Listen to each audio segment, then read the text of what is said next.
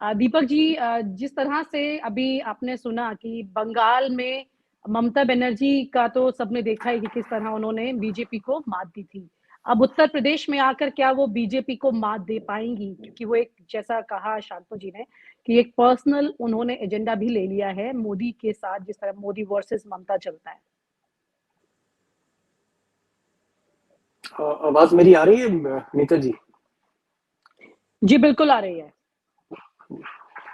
देखिए, रेई साहब ने तो बहुत मैं कहूँगा अंग्रेजी में पूरी रेस डाल दी इन्होंने, और काफी तस्वीर इन्होंने साफ करी है।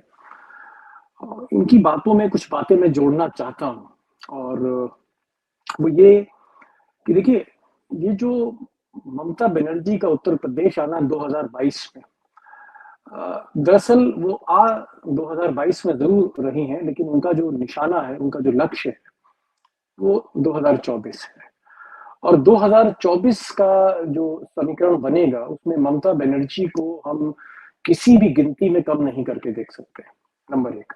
नंबर दो, जहां तक बात रही अखिलेश के लिए क्यों आ रही, तो ये एक पारिवारिक आप कह सकते हैं रिश्ते थे मुलायम सिंह यादव से ममता बनर्जी के, और वो एक समाजवादी धारा, और पहले भी वो मुलायम सिंह जी के लिए, अखिलेश के लिए पहले भी आई हैं। अखिलेश भी वहां पर बराबर जाते रहे, तो एक आप कह सकते हैं एक सामंजस्य है। और जो लड़ाई आज अखिलेश लड़ रहे हैं, उसमें सिर्फ राजभर हो, उसमें जयंत चौधरी हो, उसमें कोई कृष्णा पटेल हो, उसमें कोई केशव देव मौर्य हो, इस तरह के लोगों के साथ आप कम से कम गुजरात की ये जो एक प्रचंड लॉबी है, उसके साथ आप नहीं लड़ सकते।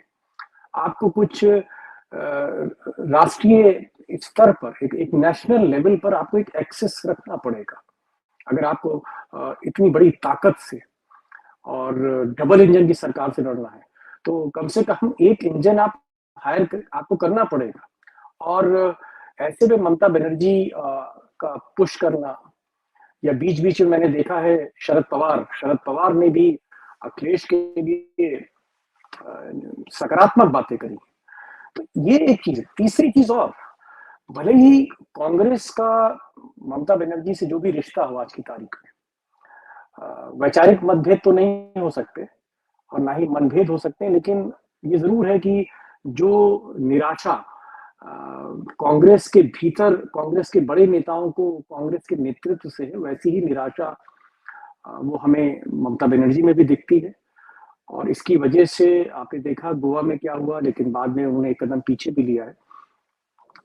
तो मेरा ये मानना है कि बावजूद इसके कि ममता और कांग्रेस में आज रिश्ते बहुत अच्छे नहीं हैं, लेकिन बुलंदशहर में एक चौराहे पर या एक तिराहे पर जिस तरह से अखिलेश यादव का जब जुलूस निकल रहा था रोड शो, और सामने से प्रियंका आ रही थी, और जो तस्वीरें वायरल हुई, दोनों ने एक दूसरे को नमस्कार किया।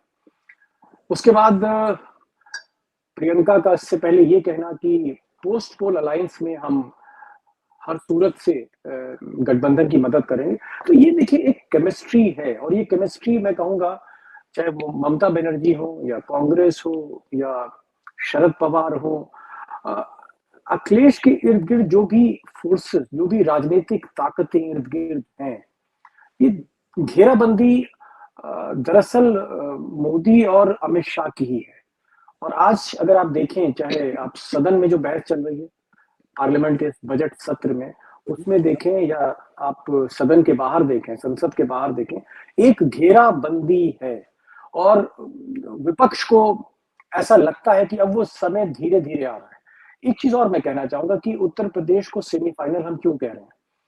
अगर उत्तर प्रदेश बीजेपी के हाथ से निकलता है, तो ना सिर्फ एक बड़ा राज्य निकलेगा, बल्कि वो राजनीतिक समीकरण जो है वो भी बदलेगा। जैसे बिहार में नीतीश कुमार, जैसे कि वो एक तरह से आप कह रहे हैं कि वो घात लगाए बैठे हो कि उत्तर प्रदेश में फेरबदल हो, क्योंकि नीतीश के साथ जो गिनती है, जो बिहार विधानसभा की गिनती है, उसमें नीतीश को सिर्फ अपनी कुर्सी छोड़कर आरजेडी की तरफ बढ़ना है, उनको और कुछ नहीं करना है।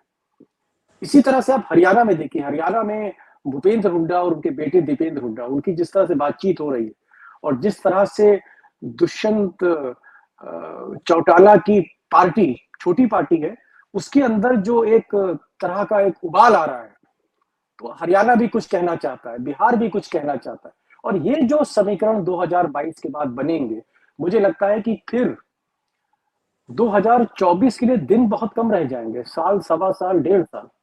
तो ये वही सब पृष्ठभूमि ने उस पूरे राजनीतिक फलक पर जो तस्वीर उभर के आ रही है, ये उसका हिस्सा है कि ममता बनर्जी, ठीक है वो हिंदी भाषी नहीं है, लेकिन मेरी भी जो उनके साथ 20 साल का संबंध रहा है, जब वो रेल मंत्री थी और मैं पार्लियामेंट कवर करता था, रेल मंत्रालय, वो उत्तर प्रदेश की राजनीति को, बिहार की राजनीति को भीतर तक समझती हैं, और उनका आना जो है वो अखिलेश की और जयंत चौधरी की ये जो चुनौती है, उसको और ज्यादा, मुझे लगता है उसमें एक जो आप कहते हैं ना कि एक शक्ति के पुंज के तौर पे वो आ रही है, तो उसका एक असर दिखेगा। एक भले ही वो प्रतीकात्मक हो, भले ही वो सांकेतिक हो, लेकिन वो असर दिखेगा। और आज की और ऐसी लड़ाई में जहां कांटे की टक्कर होती है रीता जी, वहां थोड़े से हौसले रुख बदल देते हैं वहां का। तो एक हौसला है जो कहीं ना कहीं बुनियादी तौर पे रुख बदलने की ताकत रखता है, कुव्वत रखता है। जी। और आप हमसे जुड़े रहने के लिए सब्सक्राइब करें YouTube पर, फॉलो करें Twitter पर और लाइक करें Facebook पर। और ज्यादा जानकारी के लिए आपको टाइप करना होगा सिर्फ न्यूज नशा।